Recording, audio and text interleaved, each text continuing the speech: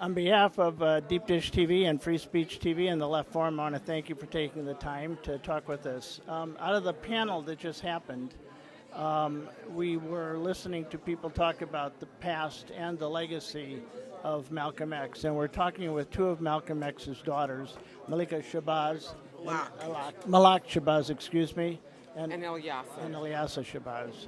So I wondered if you could just comment really on this question of the impact of Malcolm's legacy on young people today.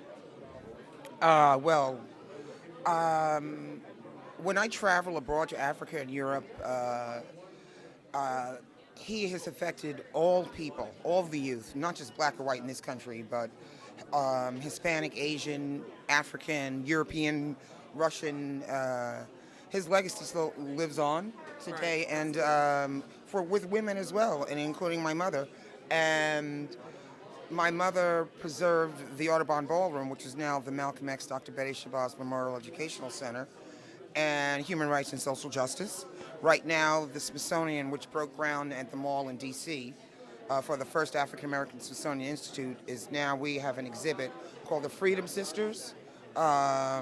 Smithsonian Freedom Sisters exhibit. Yeah, and there's 20 women, Freedom Sisters, women. It wasn't just Malcolm, Medgar, or Martin.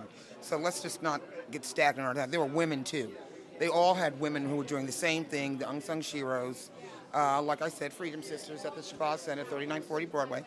And I don't necessarily focus on my father. My father was assassinated in '65. He said, for instance, one of the women's on the exhibit, Fannie Lou Hamer, said, "I'm sick and tired of being sick and tired." My father said, "If you don't stand for something, you'll fall for anything." But my mother picked up the baton and continued the struggle and said, "Am I clear?" And some of the youth today are not clear, but we have to give back and teach them to make them clear. So it didn't just end with my father, it continued with a lot of women and men.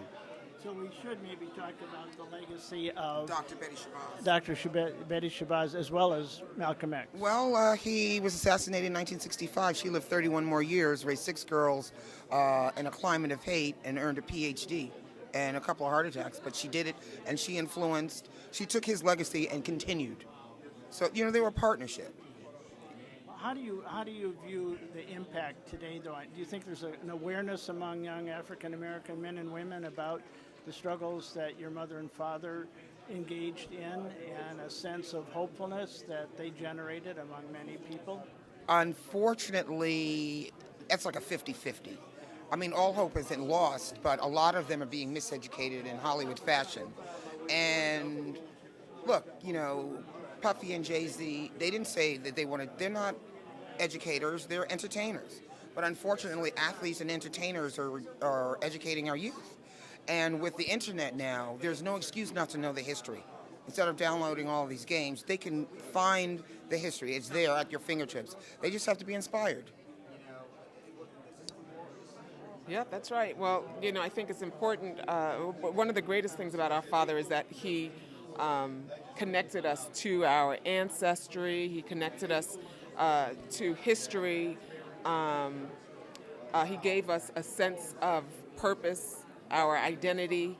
And so I think it's very important to understand that it is all of our responsibilities, our responsibility as adults, to make sure that our children are properly educated, regardless of sex, creed, ethnicity, Religion, that it is important as adults, as educated adults, that we make sure that our children are properly educated. And a lot of it is really religious tolerance.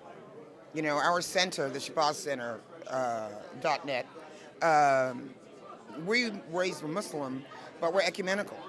We respect all faiths, and I think there's a lot of religious intolerance that's going on right now that needs to be addressed too. But they also need institutions that they have a place to go so they can learn that, like the Shabazz Center, like the Dwyer Cultural Center in Harlem, like the Firehouse. But there aren't that many. They're too few. But at least it's there. I mean, we have a 99-year lease, so we're 6 years into it. So we're not going anywhere. There are places to go. We just have to bring them in. But we also have to put it out there and let them know where to come, because we're only like really 6 years into functioning. But Not even Tell, six. tell us a little bit about the specifics of the work that you're doing.